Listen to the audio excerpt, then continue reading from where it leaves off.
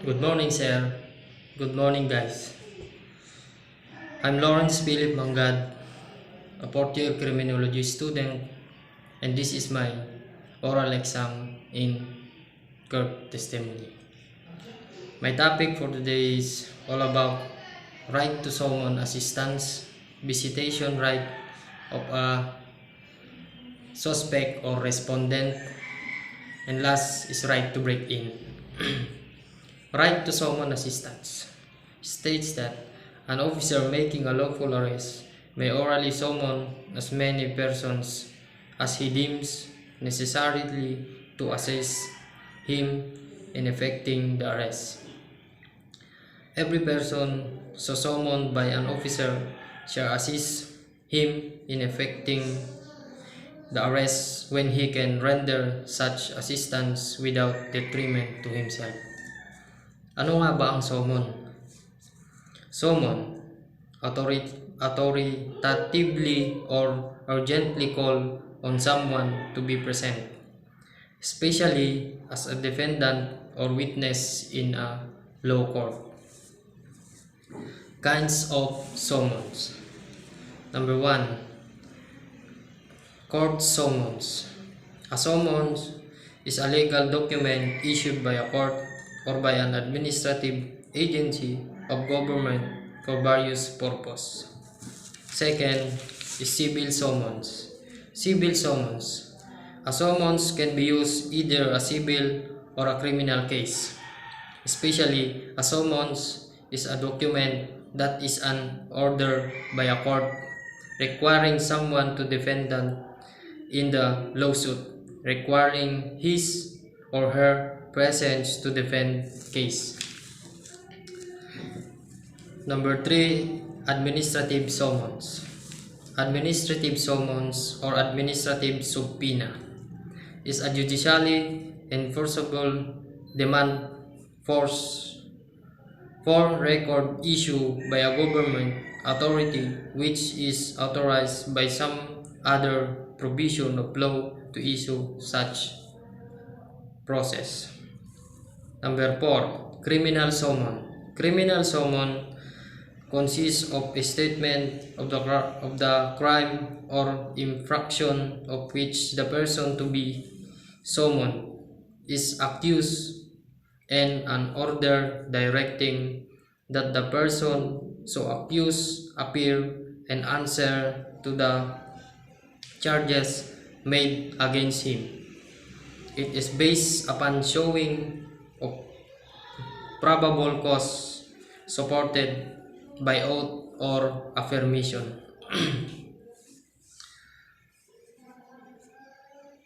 Number 5, citation summons. Summons, also called citation in law, document issued by a court ordering a specific person to appear at a specific time, for some ordering a specific person to appear at a specific time for some specific purpose. Often, the purpose of a citation or summon is to require a person to answer charges or a complaint filed against him. 6 is notice to appear traffic summons. By signing the ticket, which is also called your notice to appear, you promise to, number 1, appear in court in persons to the notice, or number 2, pay the fine if do not have proof of your car insurance. You will be charged with another fraction for driving without proof of insurance. 7, summon and complaint. Summon and complaint. Service of a summon and complaint. It is a process to compel someone to appear in court to defend him, her, or itself against lawsuit. 9, jury summon. Jury duty or jury service is a service as a juror in a legal proceeding. There are types of juries. Trial jury. A jury of 12 people try the final issue of fact in civil or criminal cases and pronounce a verdict. Trial jury, also known as petit juries. Number 2, kinds of juries. Grand juries is a jury, a group of citizens empowered by law to conduct legal proceeding, investigate potential criminal. That's all for right to summon assistance. My next topic is all about visitation right of a suspect or respondent. For every prisoner and the relative, friend, or loved one of a prisoner, visiting is an issue of paramount importance. While most prison officials pay lip service to the idea that visiting is important and that they want to do everything to enable prisoners to maintain ties to their families and the community, which lowers recidivism based on studies by the National Institute of Justice. The reality is often quite different. Not only are prisoners, visitors treated as bad or worse than prisoners themselves. In many cases, they are treated worse than people actually arrested on suspicion of having committed a crime. This serves to discourage visiting as well as degrade and humiliate visitors whose only crime is having a friend or relative in prison. As a general rule, prisoners have no federal constitutional right to visiting, and prison officials can deny the privilege for any reasons or no reasons at all. Siyempre po dito sa visitation rights of assistance, lahat po ng kulungan may rights at may rule.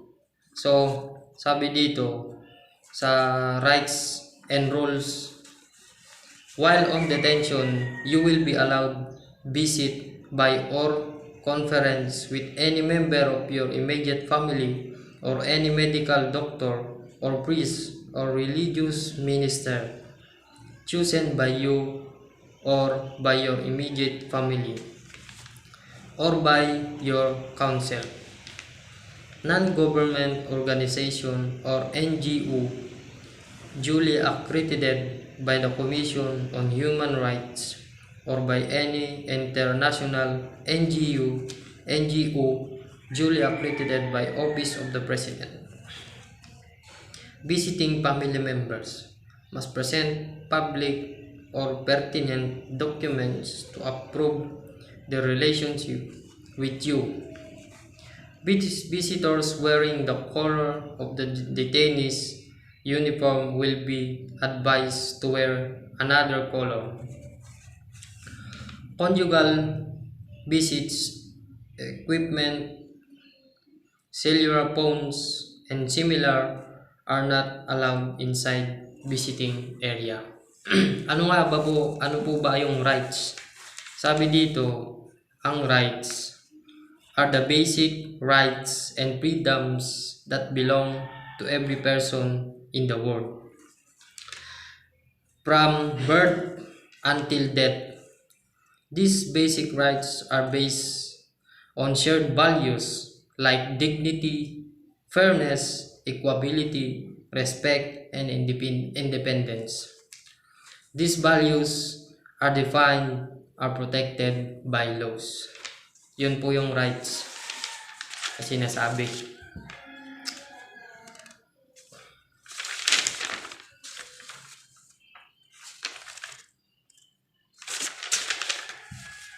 Tuloy po natin yung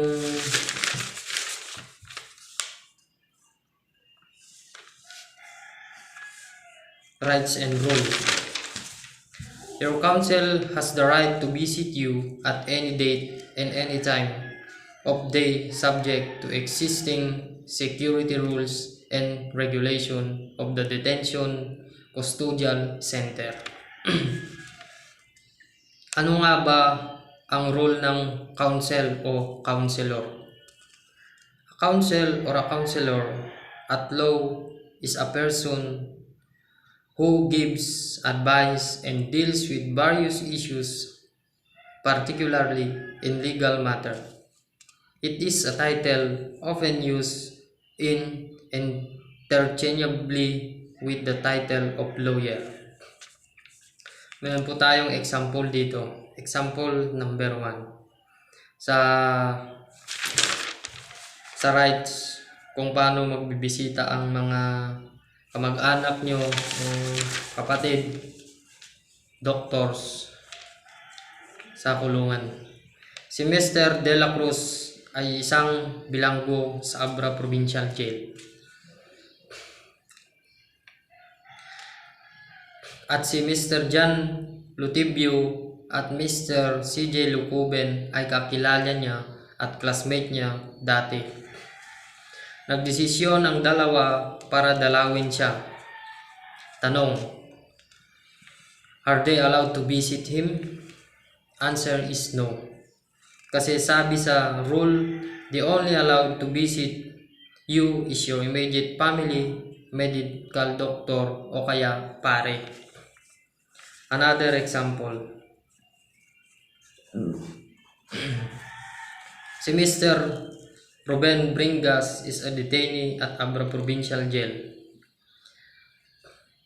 His parent decided to visit him and bring cell phone and video equipment to take videos and takes a selfie while they are eating together inside the detention facility. Question: are they allowed to take video and selfies inside the detention facilities? No, hindi po pwede. Because under the rule of visitation rights and rules state that camera, video equipment, cellular phones, and similar device are not allowed. Suggest ko lang po, wag sa mga bibisita dyan ng mga magulang, kaya wag na lang kayong magdala ng mga bagay na ito. At isa po pala, pagkapareho nyo po ng damit yung detainee, yung damit nyo po ay dapat palitan para hindi po kayo magkaparehas ng damit kasi bawal po yun. So that's the end of topic in my second topic, visitation right of a suspect and respondent. My last topic is right to break in. Right of officer to break into a building or enclosure. An officer, in order to make an arrest either by virtue of warrant or without warrant, may break into building or enclosure where the person to be arrested is reasonably believed to be if he is refused admittance thereto after announcing his authority and purpose. Example: si Mr. Lawrence Mangad ay isang pulis at inutusan siya ng kanyang superior para mag-conduct ng arrest laban kay Reniel Vidal sa kasong pagnanakaw. Upon arrival, nakita ni Mr.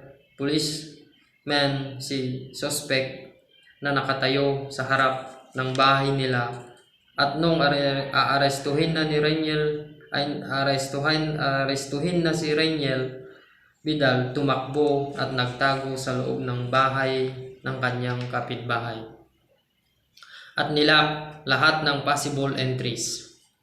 Ngayon, tanong, may karapatan ba si Mr. Lawrence Mangad na isang pulis para sa pilitang pasukin ang bahay at kailangang sirain ang mga pinto at bintana o butasin ang pader ng bahay para lang siya ay maaresto o mahuli. Opo, pwede po yun. Kasi sabi dito, an officer in order to make an arrest either by virtue of warrant or without warrant may break into building or enclosure where the person to be arrested is is reasonably believed to be if he is refused admittance thereto after announcing his authority and purpose. Ano nga ba ang arrest? An arrest is the act of apprehending and taking a person into custody, usually because person has been suspected of observed committing a crime. After being taken into custody, the person can be questioned further or charged. An arrest is a procedure in a criminal justice system. So ang arrest daw ay isang paraang pagkuha sa isang tao para maidala sa kustodiya upang matanong at sumagot sa mga kaso ukol sa kanya bago hatulan ng kaso. Custody. Ano nga ba ang custody? The protective care or guardianship of someone or something. Sa Tagalog, pangangalaga. Ano nga ba ang warrant? Warrant is a document issued by a legal or government official authorized the police or some other body to make an arrest, search premises, or carry out some other action relating to the administration of justice. Sa Tagalog, ang warrant ay isang dokumento na nagpapatunay at nagbibigay ng authorized para sa isang pulis para manghuli ng isang tao na gumawa ng isang kasalanan para dalhin sa kustodiya. Ano nga ba ang warrantless arrest? O warrant ay arresting person without, kung wala kang hawak na warrant. An arrest without a warrant or warrantless arrest is an arrest of an individual without the use of an arrest warrant. These are the three warrantless arrests. Under Rule of Court, Rule 113, Section 5, a warrantless arrest known as citizen arrest is a lawful and three circumstances: when in the presence of the policeman, the person to be arrested has committed, is actually committing, or is attempting to commit an offense. Kailan naman pwede mag-aresto ang isang pulis without warrant? Sa Section 151, empower a police officer to arrest any person without orders from a magistrate and without warrant, if it appears to such office that such person is designing to commit a cognizable offense and that the commission of offense cannot prevented otherwise. Yan po yung kabuuang topic ko, sir. Guys, sana naintindihan nyo. Maraming salamat po, sir. Maraming salamat, guys. And God bless. Thank you po.